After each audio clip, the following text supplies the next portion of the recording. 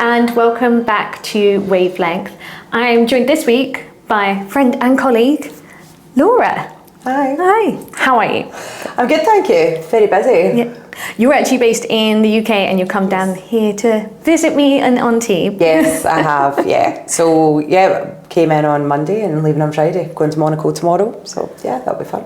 Well, obviously not just to visit me and do the podcast, but actually to sit with our colleagues and stuff as well. Because you've done a bit of training with them. Yep. And that's kind of what we're here to discuss today, is training and development and leadership, because that is your background, which has all been land-based up until now. So as a fellow person who came from land-based into yachting, how was that move? What did you think of yachting when you came into it? I remember getting the phone call about the job and it being, this is slightly different to what you've done before. So I came from retail, learning and development, so worked for Marks and Spencer's, White Mackay, a company called McCurrock, so running an L&D department, whereas this is running a business unit. So we are your internal colleague, but also you are my client, which is a bit of a different kind of perspective. And then we're client facing. So as the academy has grown over the last couple of years, we are, in the world of our current fleet, and I can go into a wee bit more detail about what we do, but I think what I was most kind of confronted with was the lack of I suppose structure in terms of learning. So, you come from a corporate and it's, you walk into Marks and Spencer's and they have departments for everything, right? So it's very much well organised. And I think here it was, no one really does like an internal learning opportunity within yacht management specifically, but then also there's no kind of employee life cycle that we can adhere to. So I think bringing some of that corporate knowledge and structure into yachting is been quite disruptive. Yeah. I think there's a lot of ego in yachting, which is, we talk about it quite often. And, I've popped some egos in my last 2 and a bit years of being in the industry, I'm sure. But I think it's one of those things that you go into a corporate environment and you expect learning. You expect a training plan from your employer, and actually here it's very much it's very ticketed. It's very, if you're in a deck and engine role, you work towards your tickets and you work your way up, and it'll take you X amount of time to get to your captaincy, for example. But then for the interior, there's really not a lot. It's, yes, they have to do their tickets and things like that and their STCW, but then what? And it's very much a, hospitality training, and Guest IAMI is now, in play, but really it's not that recognised as a career path, specifically from a learning perspective. So I think that there needs to be more around specifically the interior and leadership, and that is really difficult because these captains have massive experience in their own bubble, but actually you come in and you say, right, give me some feedback. How do you give feedback? And they kind of, well, you just do this. And you kind of go, no, you don't do that, you're going to scare everyone off, so it's quite interesting to it's complicated as well, because who's responsible for kind of dictating, I say dictating, but laying out what that pathway is, because you've got yacht management, but then you also have the employer, you've got the charter, you've got the owner, you've got the captain on board, who's kind of making sure that this learning and development is kind of happening. It's kind of happening all over the place, but like in little bits and things. And I remember one of the earliest conversations you and I had, where we had a particular fleet that was doing bullying harassment training, and we were checking up who had completed the training, who hadn't completed the training, because there was still some niggles coming out from it. And I remember you saying to me, like, they do realise that this training is not going to answer all their problems. It's not a solution No. to a problem. Training seems to be very solution-based in the industry. Oh, we've got a problem, let's get them trained. Well, okay, but then that's all good. And obviously it's my career.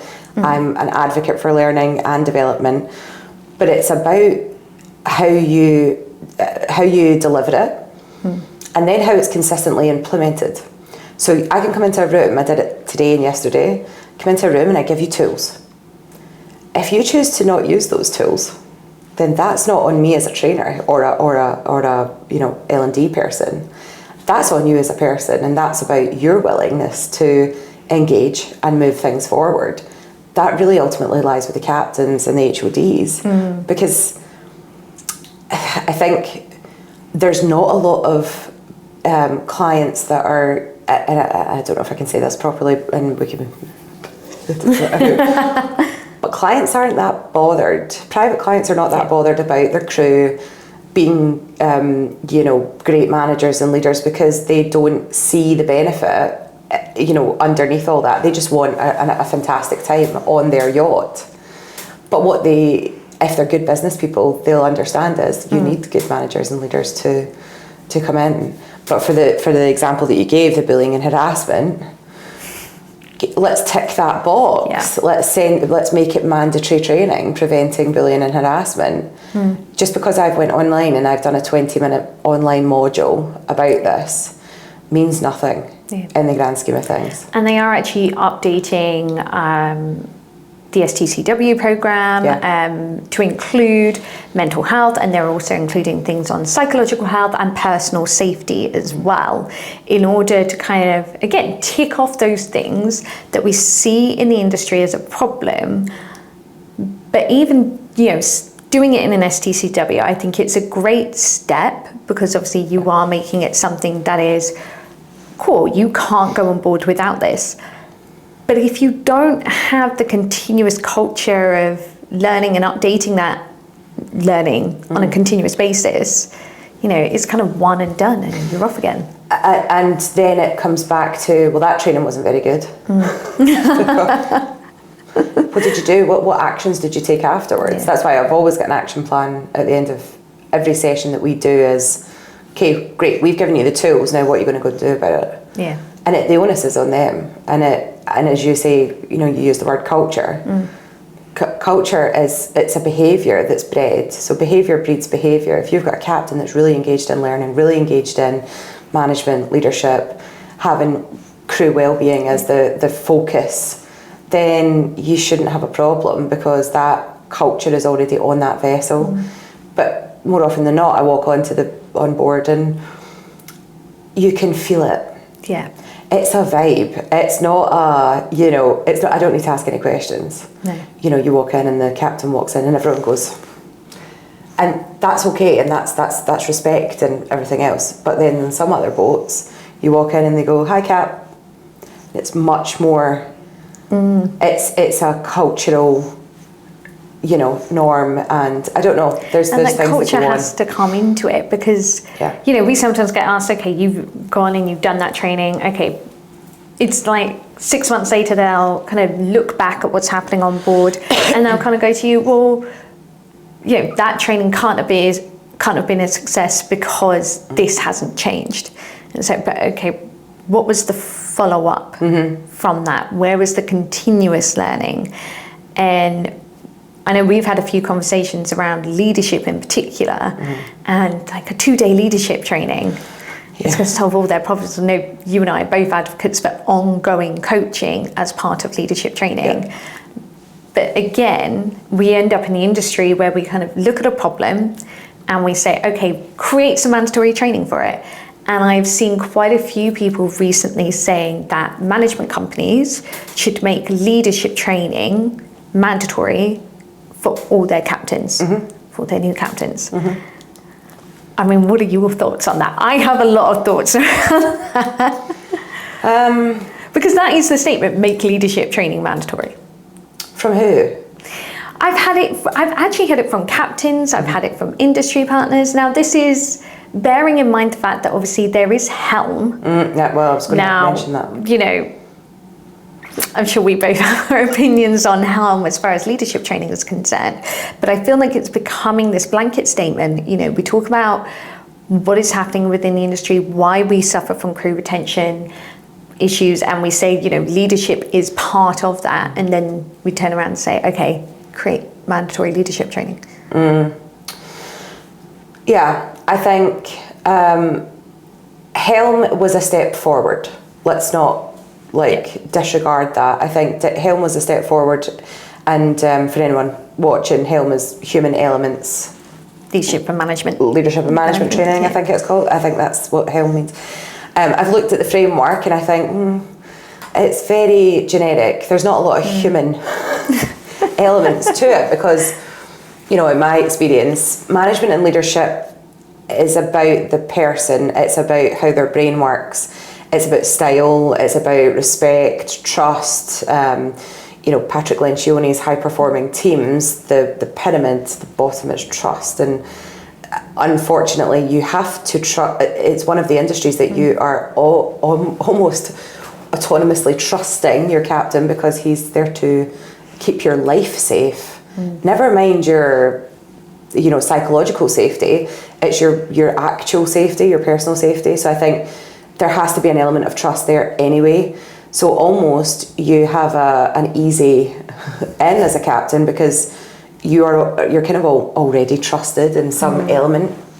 But psychological safety is different. Emotional safety, your well-being, and obviously the way that the ship is run, the vessel is run, it depends on that captain. I think to go back to Helm, it was a step forward. It feels very technical. It feels very, let's tick this box. And I'm sure that people have done it. I've spoken to many captains that have done it, and it's like, well, I did it because I had to.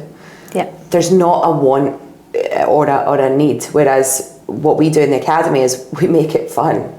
You know, we took a group of chief stews and head chefs, which is predominantly the most difficult relationship on board because from the interior perspective, because, you know, client wants from the chief stew goes to tell chef doesn't understand the request, chef asks chief stew, can you go and ask the client again? And she's saying no, it was definitely you know, and I heard a story once which might be quite funny for this, but the head chef told me that the client, so the chief stew had came down to the galley, and the chief stew said, chef, he wants green chicken. So we've done a bit of a reset.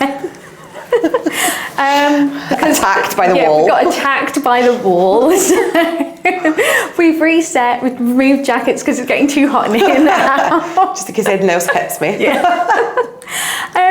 Do you want to tell your story now? Yes, sorry. So a head chef told me, and I'll anonymise him, but if he watches this, he'll find it funny because I found it hilarious. Chief stew comes down to the galley, says, client wants green chicken. What is green chicken? That's exactly what the chef said. He said, what's green chicken? And she went, I don't know, you're the chef. And he went, well, if you don't know what green chicken is and it's not in the menu that we offer the client, how am I supposed to know? And she went, I don't know, just make some green chicken. And he was like, if I was to make the principal green chicken, I'd kill him because that's off chicken, right? So he said, please go and ask. No, not going. He's already told me he's in a bad mood. Please go and ask. Then they're like this. Yeah. So the chef takes it upon himself, goes up to the principal and says, right, fine, I'll go and ask. I'm sure in much more colourful language than that. I'm sure it went down a little differently, yeah. Yeah. And he went up the stairs and he said, I'm really sorry, sir, but I just wanted to double check. Green chicken. Is it a green Thai curry? Is it like a green salad with chicken on it? And he went, grilled chicken. And he went, grilled chicken. Got you, no problem. The man had an accent and it was grilled chicken, but she had heard green. So there's a clarification and a communication there. So, but that's just a perfect example of how that communication issue can just become a whole thing. They didn't speak for like a week or something like that afterwards. So, it becomes this bigger thing that doesn't need to become because you've just misheard, but you've not clarified and you've not went back, and then communication down the line. Yeah. So when we took the chief stewards and the head chefs away together, we did some really fun training with them. We made them build some Duplo, which is like a big Lego, but do it as a chain of communication. So one person at the other end in another room was the architect, and then the one at the very other end was a builder. So the builder had loads of Lego or Duplo in front of him, and the architect had the finished example. But there was 16 people in between. That message along. And the message had to go along. It was car crash. Absolute car crash. One of the groups, I think they had, I'll probably get the numbers wrong, but I think they had 30 minutes to do it, and one of the groups had one block in place at 30 minutes. Wow. One block. Not anything made, just a green block, and that was wrong. Oh my God, it was wrong. It was wrong. Oh. So it is so interesting, and to be honest, that's an old school, game that you play, but it's all about communication. And the debrief afterwards was, you could have looked at the bricks beforehand. They were allowed to, not at the finished product, but they were allowed to look at all the bricks. Yeah. So they were trying to explain that these bricks were, a certain shape. But there was only maybe 10 or 12 bricks, so they could have named them. Clown, the green one with the star on it. The weird wiggly one. The weird wiggly one, exactly. And then people would have known, because that's a common language. And then we take that further and we kind of deep dive into that. That preparation at 100%. The beginning of the day is really key. Yeah, exactly. It's setting up your team for success. 100%. So yeah, it's and that kind of management and leadership is disruptive. It is what we like to do, because actually it's abstract enough that it seems silly and it's fun at the time and frustrating. You get a lot of frustration because they go, well, why did you not just listen to me? And you get all of that, but it's in a safe environment where they can kind of have a bit of an argument because it's Duplo. Yeah. You're not actually with a client. You can let it kind of pass through. But also then we can debrief honestly. And those chefs and chief stews took that back on board with them to then put it into practice. And then I got phone calls afterwards being like, oh, we just did Duplo. But not they didn't do it, but we just did Duplo and just car crash. so we're doing it again. We're doing it again. Yeah, exactly. And so they experience it. I think this is why I have a slight issue with the concept of management companies implementing mandatory leadership training. I'm not against the fact that, I think all leaders should undertake leadership training. I think all leaders should want to undertake leadership training. But A, what does that training actually look like? And B, if we kind of cookie cutter that kind of leadership, is it actually getting down into what type of leader that person is and the areas that they need to develop? Because you picked up on a key issue there, which is the communication between these two departments, and put something in place, not to solve 100% as we've said, but to facilitate the change and the consistent review. Yeah. Whereas if you're just going, okay, we're just going to do some leadership training, are you actually getting down into the areas in which that specific leader needs to develop, how to develop for that crew as well? Because the way that you lead, not necessarily maybe wrong, but it might not match your rotational partner. It might not be the kind of leadership that this crew is particularly used to. There are all sorts of different elements that actually come into creating a good leader. 100%. And there's a difference which, again, the industry is so funny, let's call it, because they're so behind on so many things. But our client base is obviously forward thinking because they are ultra high net worth. They cannot be static thinkers, right? They've clearly got growth mindsets, and that's how they've made their they're millions, billions. But the industry being so far behind us, they don't even understand the difference between management and leadership. So what is the difference? Fundamentally, yeah, so what's the difference? I mean, I could give you a million answers, couldn't I? But I'll try and keep it succinct. You know I like to talk. So being a manager, being a great manager means that you can manage your team efficiently to do the task in hand, to do the bits that need to be done. And you can be an amazing manager and be an amazing manager for the rest of your life and not want to be a leader. Because you are a really good manager. Your team gets stuff done, you hit deadlines, you hit your targets, they know what they need, they feel supported, you know, they've got their development plans, they've got growth, blah, blah, blah. That's great management.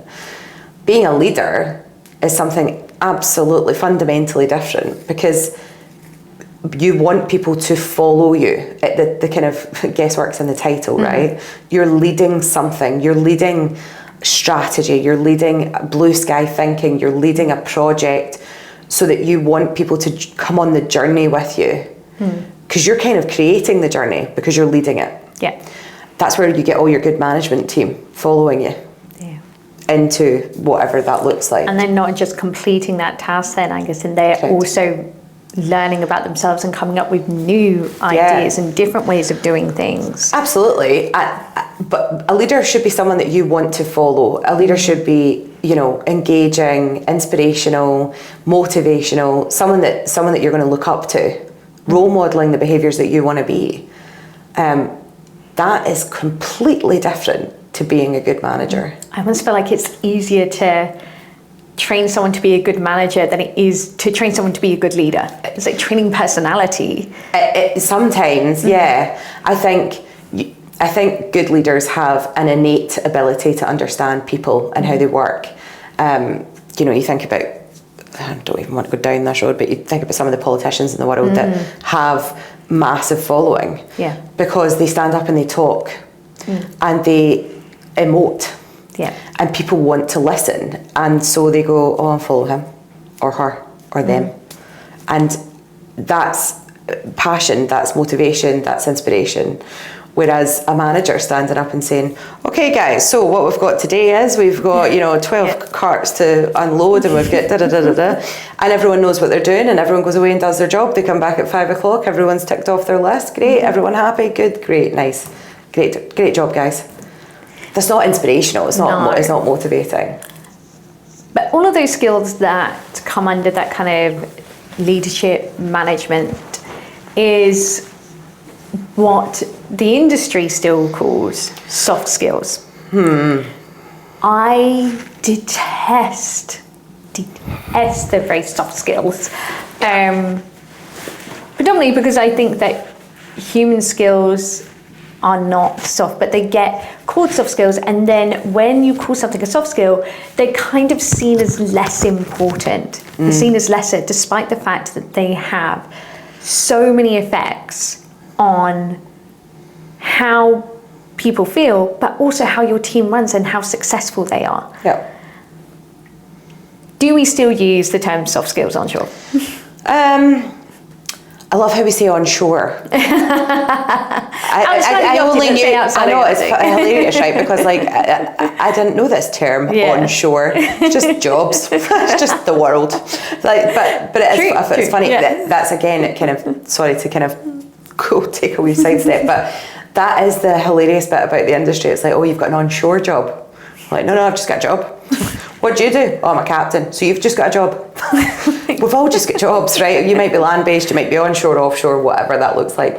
There's definitely that ego feeding into that, but that was hilarious. Right, sorry, so what was your question again?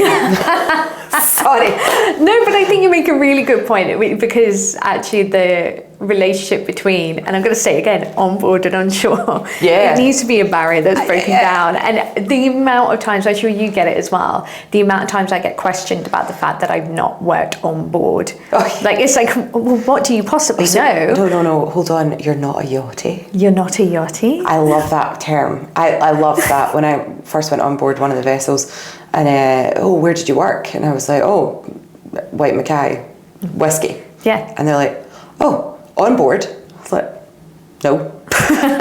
Oh, so you're not a yachty? Yeah. And I was like, no. And so you immediately go down in their estimation. Which is hilarious, because I then say, right, give me feedback. And they can't do it.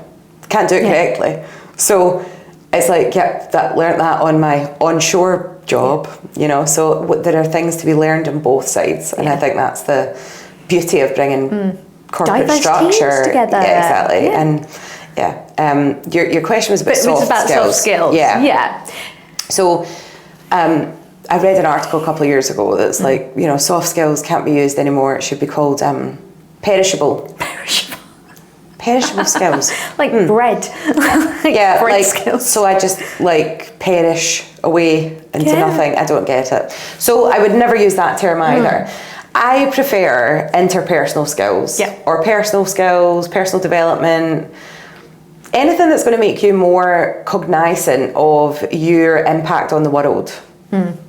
What's that? Personal skills. Yeah. You can walk into a room and instantly, you know, light it up by bringing your energy in and say, hi, how you doing? Nice to see you. What's happening? Or you can walk in and, you know, you're closed off. You're not talking to anyone. No one wants to approach you. That's personal skills. That's you may feel a certain type of way on that day. I don't want to go to this networking event. Feel up to it, my anxiety's through the roof, whatever that looks like, but being able to, it's a skill, being able to turn it on. And that's why people like actors and musicians, artists, they get paid a lot of money because they have to turn it on. I mean, do you think Pink doesn't, you know, chill out at night and watch TV and, you know, just a total energy drainer so that then she's ready for the next set of, you know, tours or whatever, turning it back on. And that's kind of what you need to be as a leader. You need to have that ability to walk into a room, turn it on, whether you are feeling it or not. It's emotional professionalism. Simon Sinek talks about it. You know, you cannot in an environment, a working environment, be emotionally unprofessional. You can't sit there in a bad mood like, I don't want to do anything. Like, no one does that. Do you know what? Well, they do. That's the unfortunate that thing. does happen. So, but to learn how to cope with that feeling, and turn it, it's a skill. I suppose as well that really comes down as well to culture on board and the way you kind of manage yourself and your time on board. Because if you're a HOD, you are around your team so much more than you may be in an office. In an office, you were very clear defined. I am 9 till 5 or whatever it is. That's when I see my team. I go home. That's when I switch off. For your HODs, it's like you're still seeing them at breakfast, lunchtime, whatever it is, even after when you're on your hours of rest. And where do you take that time to switch off? I mean, we've done episodes previously about maintaining your mental health, about how to take breaks, how to get decent sleep and rest. And part of that for HODs is taking that time, like say, being like Pink, separating yourself. You can switch it off, but as soon as you go back out there, you've got to be able to switch it back on again. Yeah, absolutely. I don't know if there's many other industries. You know, we talk about yachting specifically. I'm sure maritime in general that are living, working, sleeping, eating, breathing, all in the same space for, you know, in some cases you're not even on rotation, but in most cases it's, you know, for 2 months at a time. I don't envy anyone in that position. I couldn't do it myself. You know, we have hybrid working where we can go and have a day that we can not be in people energy. And I get my energy from people. I totally get my energy from people. I am one of the people that needs to go away, not talk to anyone. I love my hybrid day. 100%. But I get more done on my hybrid day because I can not have my team or anyone coming at me going, hey, have you thought about this? Hey, have you thought about that? And can I ask you this? Can I ask you that? Your energy is taken up by people. So I don't... It's exhausting. It must be. And I can't imagine it. And I think that's why, you know, you asked earlier about, are you not a yachty? Yeah. And the reason that they ask that, and I'm so sure of it, is to see if you get it. Yeah.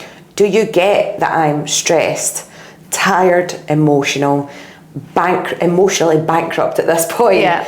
You know, and I just want to get on with the job.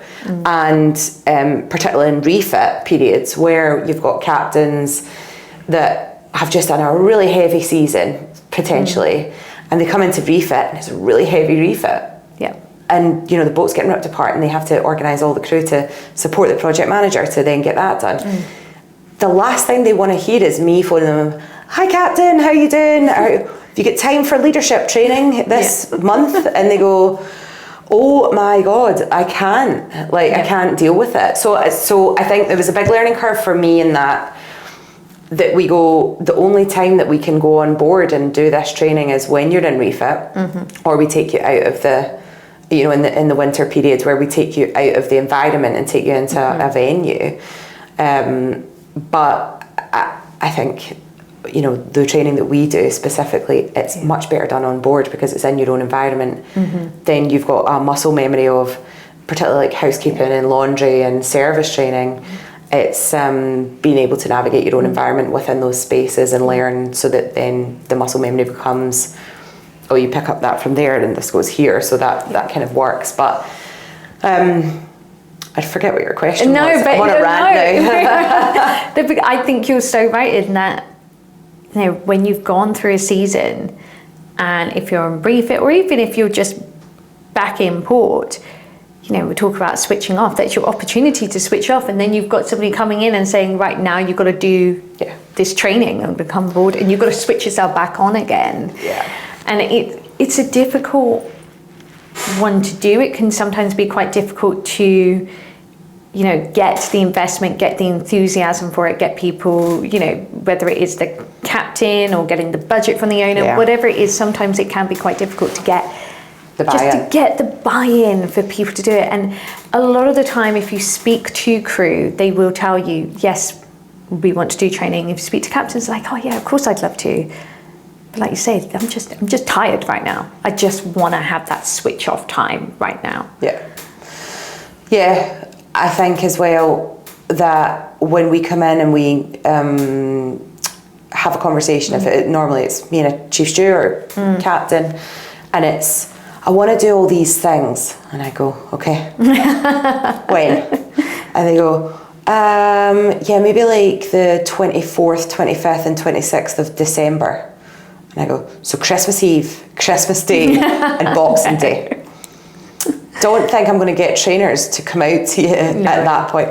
But that's the lifestyle of, you know. They're on 24/7. 100%. Yeah. So it's the compromise there. But I don't know, I also think that it's being able to engage with them in a way that you go, look, you tell me, what do you want to do? We at the academy, we're a marketplace. So my job as the head of academy is to understand the need. So we talked earlier about like problem solution. I'm a solutions based person, but I'm not always trying to fix problems, right? Because training's not always fixing problems. But what happens is you listen to the need, and I create the plan. So we do a full learning needs analysis, which is what we do in corporate. So, you know, your business stream leaders, your CEOs come to me and say, I want to do a management development program for my 50 managers, and I want it to do this, this and this. Okay, good. I'll go and design that. So in this instance, I want to do interior training, I want to do galley training, I want to do deck and engine training, service training. You go, right, okay, so how many crew have you got in each? We create a plan, and I get our trainers to come in and slot into those plans. And then we come and we deliver it on board. And I think, and we bespoke it. So we're never generic right now. We're Guest IAMI accredited as a training centre, which will be signed off in the next couple of weeks, which we are the first yacht management company to be. But I should say congratulations to you, because your hard work that's done that. That's great. My team. First yacht management company to have IAMI guest accreditation. Absolutely. I mean, in my team, Glenn's really ran that project for us. And oh, thank you, Glenn. Yeah, thank you, Glenn. And And I think that is something that we are striving towards, becoming more advocates for the interior, and I think that all fits in there. Because you kind of mentioned and touched upon earlier that, you know, we have deck that's very much about your tickets, and then we have interior, which obviously is not ticket based, can sometimes be seen as lesser. That's just nice a personal observation that I've seen. But it's like, it's got so much choice then of what you want to do, but there's so many different courses that you can do within the interior. But something like the Guest IAMI program is great because it is kind of giving you a pathway. It's giving you effectively an interior COC. Yeah, and I think that it is more generic content, right? But what Guest IAMI do is they give us the framework. They don't give us the training. Then we can go and create our training in the academy way, which is my kind of brainchild, I suppose, in terms of a blended approach. So we've got Academy Online. You can go on and do some, you know, courses online before you come to the 2 days in person to prepare you for this. You come and do your 2 days in person, you go back and you do the completion modules on Academy Online. And then if you sign up to the platform, every 30, 60, 90 days, you'll get a reminder to say, 30 days ago, you were in a room with Martin, and Martin spoke about this. What do you remember about it? And they'll get a wee quiz. And because there's a 30-day forgetting curve, right? I don't know if, you know, listeners will probably know about this, but in 30 days' time, you know that you only retain 8% of what happened 30 days ago. Interesting. Yeah. So what's it, the 1st of October? So on the 1st of September, what were you doing? Okay. No idea. Exactly. Like, so, what day of the week was it? Like, it was before one of the yacht shows, so it didn't exist. Right. So if I looked at my calendar, and it was the 1st of September, and I had a day off with my partner. Oh yeah, we went to Liverpool and we did backcheck, and we went to a Greek restaurant and we had that.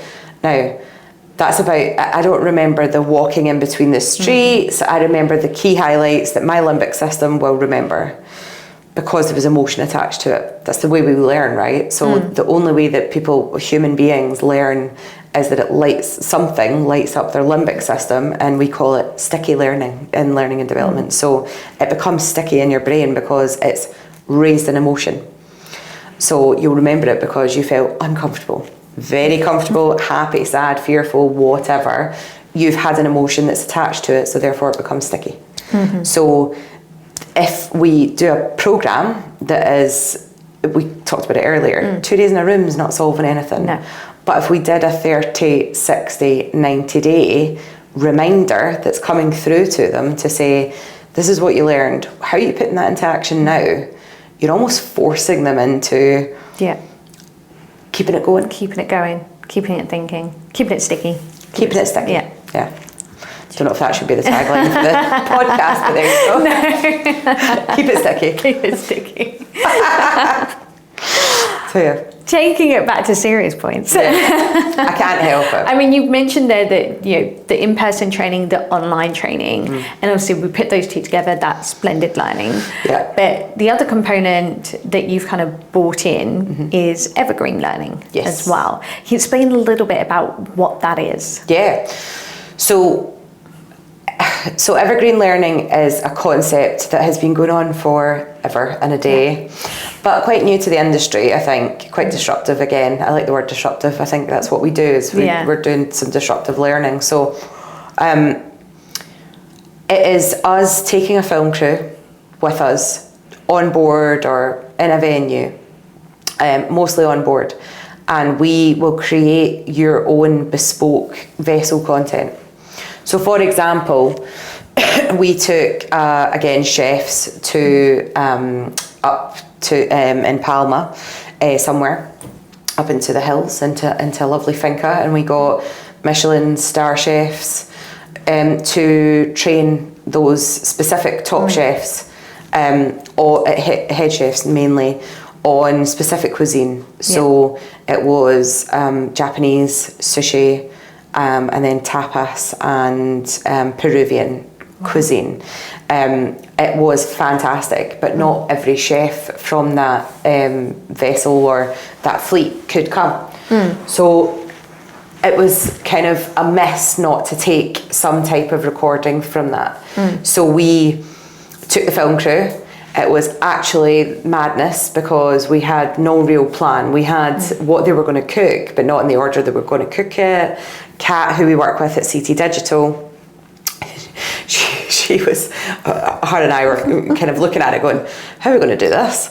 Well, let's roll with it. We had 2 cameramen. One of them is, I think, James is 6'4" and Peter's 6'2" or something. So they're big, tall boys. Yeah. And they had the cameras on their shoulder, and they were literally, I was doing some of the behind the scenes, and they were just darting about, getting all the shots. And we filmed for 4 days. And at the end of it, you know, and the chefs were getting trained as the filming was going, so it wasn't disrupting their learning, because actually it was, you know, it was just part of the learning that they were doing. And we created, I want to say it was 45 videos. Wow. Off the back of that, which was how to do a dragon roll, how to make a broth, how to grill on the plancha, all of that stuff that we then created, e-learning from it, put it onto Academy Online, and then all the chefs in the fleet could then, okay, they weren't there for the feeling and the kind of emotion that goes with it, and so the limbic system stuff, but they then knew where to get the dashi recipe. Yeah. So, and also for the chefs that were there, they could look back on that and go, what did he put in that foie gras tuile? Oh yeah, let me just go check. And you're creating like a consistent learning standard then as well. You know, all of your chefs will know how to do these recipes. They're all getting that same learning, and you can be assured of their standards from that point onwards. 100%. And also I think, so that's like one thing that we did, and then we continued to do that. But for example, we've got a proposal out at the moment to do a guest preference video. Yeah, so which is a really interesting project. I think that it's a private owned yacht, so the guests are regular, but there's about 20 of them, so that you've got your principal guest and their family, and then you've got the regulars that come during the season. And we are going to hopefully go on board and take a video of the chief stew, and she's going to talk us through. So this is the principal, this is what he likes his Diet Coke with no ice and a slice of lemon and his straw and on a plate, and this is what, you know, the way he likes to be served it. And I suppose that's the kind of training that you can put as part of onboarding as well. So as soon as they come in, they already have that knowledge. Well listen, all I get from chief stews is I don't have time to train. Yeah. And if you're getting a green stew, not even a green stew, if you're getting a new stew to your boat, you have to sit there and go through every single guest at any point. I mean, and that's just the starter, right? But you could have them watching those videos before they even jump on board. And then the other thing that we're hopefully going to be doing is guest safety videos. So taking the camera crew around the whole vessel and doing all the points of safety. And so again, but that could be an onboarding video for crew. So yes, it's about guest safety, but the crew could watch it before they see it. Yeah, exactly, before they even come on board. So then you're kind of instantly giving new crew, a chance at coming on with a bit more knowledge, a bit more information. Yeah, and it's setting that culture as well. If you're putting that kind of information out there before they've even stepped on board, you're already saying, okay, this is the kind of culture that we have, and this is the kind of professionalism that we have as well. And you're really setting it before they're even there. Yeah, exactly. And also I think that the way that then that is managed going forward, so, and that's why we call it evergreen. Yeah. It's not actually evergreen because your chief stew will change maybe, you know, but if you've had them for a while, so you might need to redo the videos, but you'll get new guests, so you add on a couple of extra videos, you know, but it should last longevity. You're not having to review that as, you know, as often. And that's why we call it evergreen, because it's then, like, for example, the chef videos, they never change. The recipes are never going to change. You might get new recipes from new chefs, fine, but not from our chefs. So I always feel a little bit sorry for our captains and HODs who are kind of sat on board, and let's hope that they have a training budget. Sometimes that's hard, but let's imagine where we have a training budget, and they're kind of having to try and identify what training to do. And a lot of the time it's going to be a case of, well, what was the training I did when I was 20 years ago? Like, what was the training, wine. We've got some people who haven't done WSET, would go sign up WSET. They're trying to go through this kind of decision-making process of, what training should we be doing? And, they might not know, even about evergreen learning, for example. Learning and development does come with its own terminology, and they're throwing themselves into this completely different world. What's your advice for those captains and HODs who are sat on board like, I want to do training? Talk to me. Talk to you. Talk to me. Specifically you. Specifically me, people. Specifically me. No, but honestly, talk to your yacht manager. I want to do training, I don't know what to do. And especially if your yacht manager is from Hill Robinson, because that's how we connect. They are going to talk to me. I think even if they're not, we have our website, you can just get in touch with us. But I think speaking to an L&D professional who is listening, actively listening to your needs, that they'll create the plan for you. You don't need to think about it. You probably have a plan and it's probably fine, but you're overthinking it. Or you might not have a clue about, you kind of know what you want, but you don't know the industry standards. Speak to us, speak to me. I think take as much help as you can. And as a leader and as a manager, that can be quite difficult because it shows a bit of vulnerability. But the best thing that you can do is show a bit of that vulnerability and speak to people that that know what they're talking about. You're not expected to know everything. Just remember that. I feel like if your training provider doesn't ask you follow-up questions when you make a request for training, they're not then following up and asking questions about you, your team, your boat and stuff, then they're not a great training provider. No, I think, like, some captains are like, just come in, do the job, get going. And I go, okay, I'll do it, but I'm not happy about it. Do you know what I mean? Like, you get some captains that are like, we just need to do WSET level 1. And you go, okay, what else is going on in the team? Look, that's all I've got time for now. Okay, cool.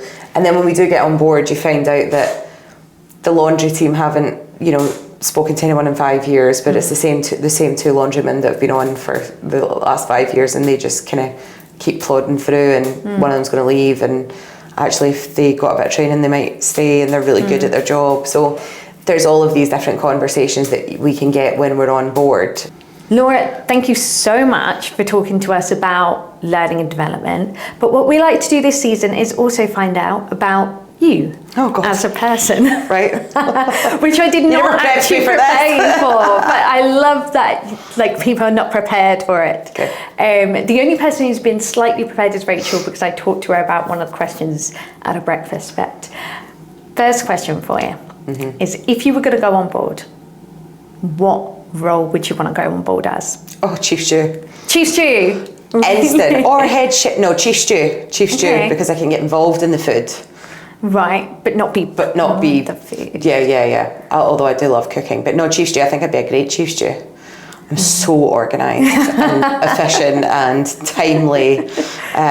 My team will tell you that. I think I'm like, although when I think, I love that. See, that'll work out well, because I'm going in the galley. Okay. I'm going to be a chef. So because I love to cook, and that's how I show yes. my I was also love I show my love as well. Yeah, exactly. I know we're so like you can similar. be the Chief Stew. Yes. I'll be serve the galley. your food. And we'll do our Duplo. Exactly. And we can communicate properly. Yeah. Excellent. We're going to build like a huge castle out of Duplo. On a boat. So would you want to be on a small boat, or, are we talking less than 50 metres, 100 metres plus? I'd go as big as I could. Really? Yeah. Why not? Go big or go home, right? It's always my career stance is go big or go home. So I didn't know what I was doing in the yachting industry 2 years ago, coming from whiskey. So how do you know what? Yeah, exactly. Yeah. Take a chance. You know, there's a Will Smith video that I played this morning on the other side of fear is complete bliss. So there's no need to panic about anything. You just need to run at it, and on the other side is bliss. So I love that. Yeah. Okay, so what is your ultimate life hack? Life hack, therapy. I'm not even joking. I love that. That is my life hack. Go to therapy. Yeah. Your biggest asset is your brain, and we need to look after it.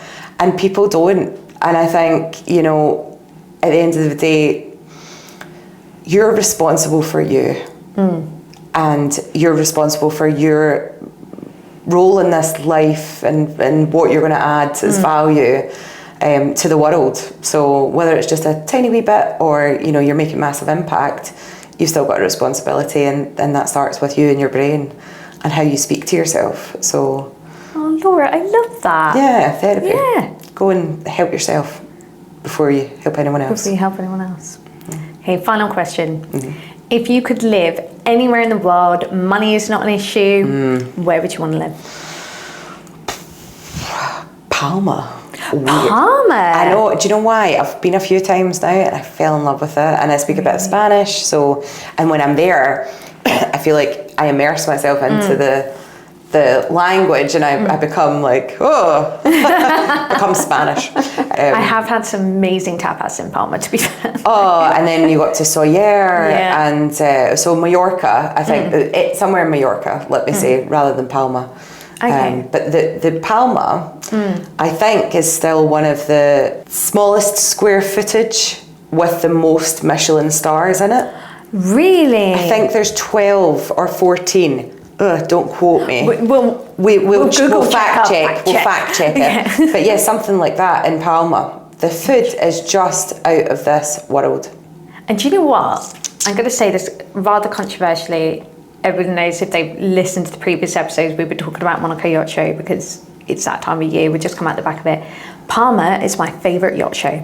Yeah, I love it. It is my favourite. It's just such a nice experience, and it genuinely, I feel like Palma Yacht Show gets it right because it really approaches it like we are all one community. And, you know, not a lot of faff. Yeah, it's like when you're in Monaco and you see crew, I think crew feel like they're very on and they don't, you know, it's a show. Be seen. It's a show. It's a proper show. Whereas you go out in Palma and, you know, there's crew, you know, on the table next to you having a pint, and they'll start a conversation with you, and you can go see the boats, and you can have. I had some of the most honest conversations in Palma, and then I go have amazing food as well. Exactly. And the Superyacht Forum, I was there last year. That was really good as well, to learn about the Balearic Islands and how that, you know, the all of the things that they're doing to make it more sustainable. I mean, it's so huge interesting. amounts of conservation efforts going on. Absolutely. So, and to learn about that stuff is really, because, you know, the yachting industry doesn't have a great rep about sustainability. So actually, how are we supporting? How are we learning? How are we developing? Well, we did just do an episode, Rachel, from Yacht Carbon Offset. So that's very well. Brilliant. So we actually have an office down in Palma. So should we just go work in the Palma office? I've asked. I'm hoping they'll let me this year. Brexit might become an issue for you, but like, God, don't talk. Laura, thank you so much for joining us. I really appreciate it. And thank you everyone for listening at home. And please do not forget to like, share and follow, and tune in next time for another episode of Wavelength. Goodbye.